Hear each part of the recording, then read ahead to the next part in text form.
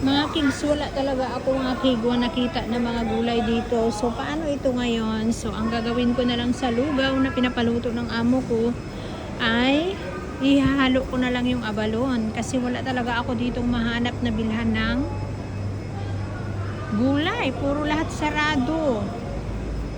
O, pati yung prutasan, o sarado. O, dito na side sarado din. O, di ba? Puro sarado lahat. Kaya, uwi na lang ako.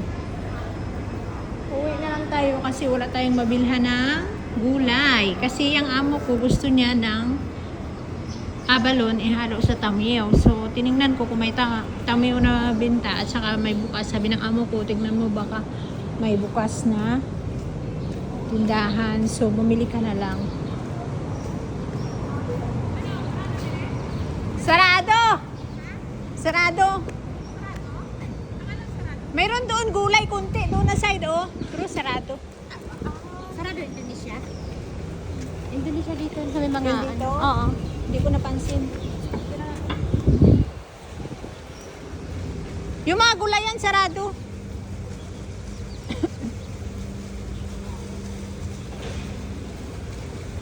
May nakasalubong ako.